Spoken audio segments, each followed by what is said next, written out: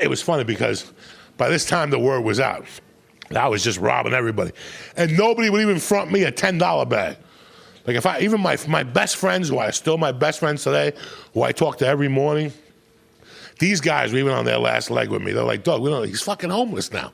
Are you fucking kidding me? Like, I would show up in the bar and they're like, where'd you come from? The park? I mean,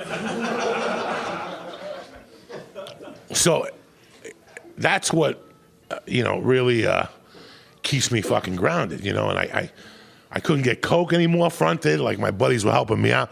But you always find one fucking sap. And I found this kid. You ever know those guys that have sunglasses and they have like a car and it's shiny and they think they're really cool, but they're dumb as fuck? They're just dummies, but they think like they got rims on it and they got a great stereo and they're cool and they make a lot of money, but they're fucking dumb. This guy in 1984 had an alarm that if you got close to his car, that's how much money this motherfucker had. That shit's popular now. If you get close to a car, it goes off. This motherfucker had that 30 years ago. He had like a Volkswagen Scirocco. If you got close to it, the motherfucker alarm went off. That's how much. And this guy come up to me one day. He's like, hey, man, do you know where I can sell some coke? Another guy had to play from scratch. Not really. So he's like, can you help me sell some? So I'm like, yeah. So like every night he'd bring me like a half ounce. I'd sell it at the bar. And I was making money because I had to pay him every fucking day. This is my last resort. So one day I'm standing in front of the bar waiting for this fucking coke guy to come up. And one of my high school teachers pulls up. Freddie Terranova. And he's like, look at the fucking shape of you. What have you been snorting Bolivia? And I'm like, fuck. He's like, you gotta get your fucking life together. You gotta go to AA and all this shit. He goes, I'm an AA after all. Because that's how I knew him. He was my high school teacher. But right after high school, he bought coke from me a couple times. So now he was like clean and sober. He's like, you gotta fucking go to AA, let me drive you. And he gave me his number. He gave me his number like December 28th. He goes, call me. We'll start the fucking year off right. And I'm like, He lived like 30 miles from where I was from, so I could hide. So I got this kid, Joel. I'm like, fuck it, this is the guy, this is my next pigeon. And Joel kept giving me 8 balls, ounces, just like everybody else. He gave me 2 ounces New Year's Eve. And he's like, I'll call you an hour. And he was. This motherfucker would come back every hour on the hour to pick up his money. That night, he picked up some young girl, and I had rain over his coke.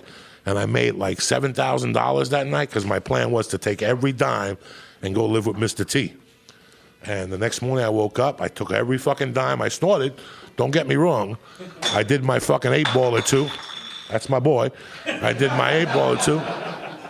And I woke up and there was a fucking 2-foot blizzard of snow. And I had a temperature, I had the flu.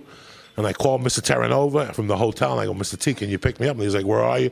I told him I was at the TikTok hotel because that night I had money for a hotel. And I did laundry at the hotel. I was ready to go. And when I hung up with him, 2 minutes later, the phone rings. It's Joel.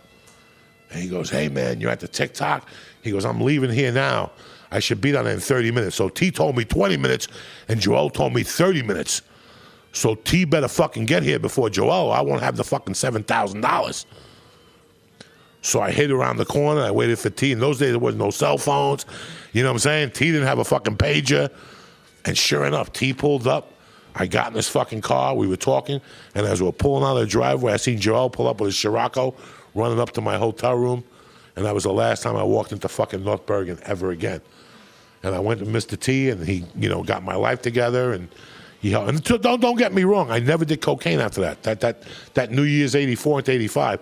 I quit smoking, I quit snorting coke, but I was still smoking pot, And the really fucked up thing that happened was I waited about 2 weeks after I was clean, and I called that lady Zoraida, the one who had taken care of me all those years. I finally got the courage to call her. And I called her up, and I go, Zoraida, how are you? And she goes, how am I? How the fuck are you? And I go, I'm sorry about what happened. And she goes, I'm not even worried about that. She goes, I got robbed in Long Island. 3 guys came into my house and beat me up and took all my money, and I'm in a wheelchair for a couple of weeks, and I have nobody to take care of me. And she goes, I always figured you would take care of me. Where the fuck are you? And I was speechless, guys. I had failed her, I had failed her, I failed myself, I failed my mother, and I didn't even say nothing. I just hung up the fucking phone. Because what can I say? I fucked her. What can I say? I'm sorry? Like, she was broke now. Like, they had taken everything. She lost a house. I hadn't talked to her since, like, June. It had been 6 months. For the last 5 years, I talked to this lady every fucking day. And because of my addiction, I stopped talking to her. And I just hung up the fucking phone. And I learned something from her. I learned character. Because she made a promise to my mother in a casket. And she fucking fulfilled it. I mean, she even paid for the fucking stone. She wouldn't even let my stepfather pay for the stone. And I've always said that character is what you have when nobody's looking. You know, nobody was watching this. So I felt bad about what I had done to her, but I said I'm going to take this and apply it to my life from now on, you know? The uncle I fucked over, I called him 25 years later. We just went to lunch again last week. I took him to a Dodger game this year. He's 76 now. He loves me.